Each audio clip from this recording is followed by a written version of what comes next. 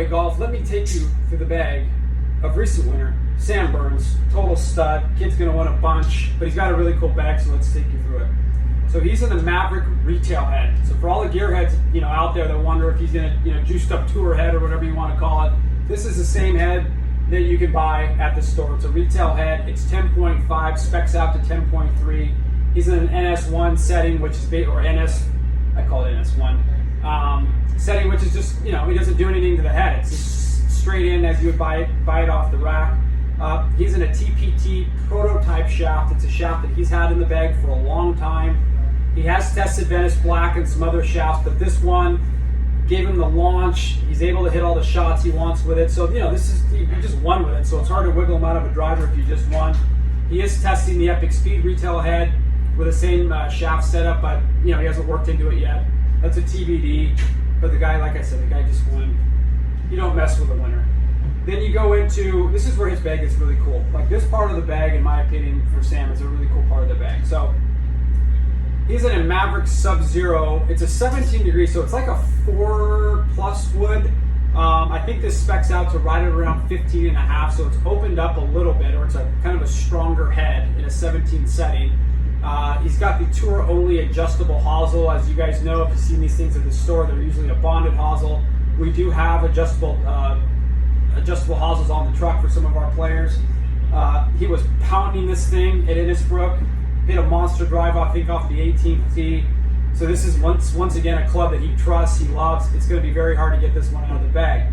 When it comes to our players, or any player on tour, when it comes to furry woods, it's a very delicate place to live. And the reason why is because it's really hard to find one that kind of does everything. It's that one part of your bag, that one club in your bag that has to serve many masters. It's got to be good off the tee, it's got to be good off the ground, you got to be able to hit it low, high, spinny, not spinny. I mean, it's got to do a ton of things. So when he told me about this club, when I had a chance to talk with him, he just said, he just trusts it. He knows he doesn't have any wild misses with it. When he's swinging well, it's even better. When he's swinging bad, it still works pretty damn good. So it's a great golf club for him. He's a vintage black player in the 8X.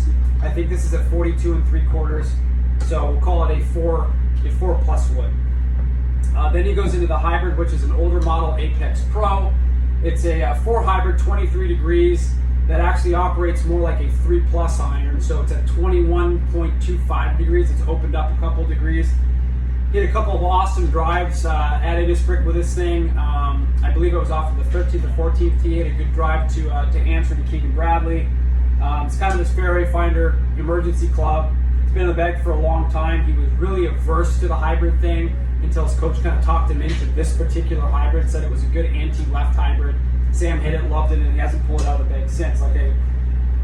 You look at the shaft, it's an Atmos hybrid blue 8X tour spec.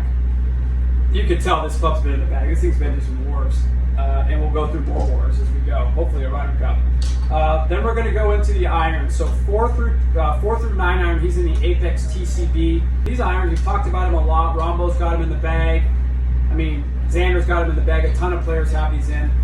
These are a simple forged cavity back. There's not a lot of bells and whistles to this thing. Obviously, you have the weight port in the back that dials in CG. It's awesome for the fitters and the builders.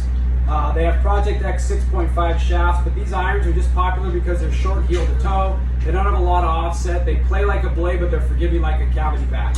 I believe these heads are going to stay in play for a long time. I think they're going to be one of those heads that our tour truck staff is going to have a lot of time getting out of bags as new product comes out. It's kind of a unicorn iron.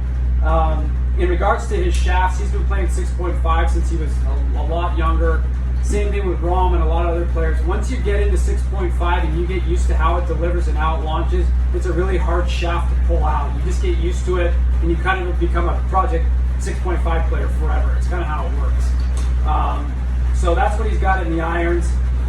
Standard lofts, standard lies. Actually, I believe he's a degree upright in his irons. Then he goes into the pitching wedge. He chooses to go with the wedge pitching wedge. A lot of that's for launch. He likes to hit it a little bit lower. He's in the 4610S at 4610S. This wedge has a 6.5 Project X. As you'll see, it's got different shafts in the rest of his wedges.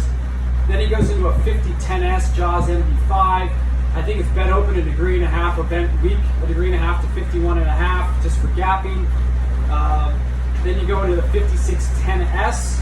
I believe this is a 55 and a half. The S grind for us, everybody kind of has their standard grind. That's the S for us. It offers a lot of versatility, but it's a really good full shot wedge grind. Gets to the turf really well, doesn't dig too much, has just enough bounce to do what you need to do.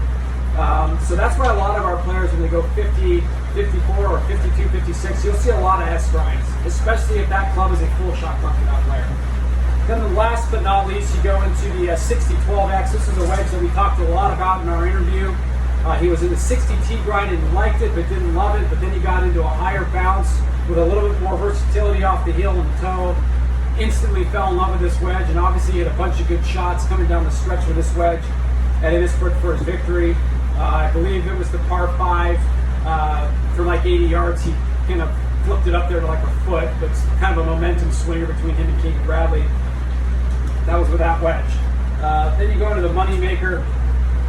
He is in the O-Works 7S. So you see the flow neck.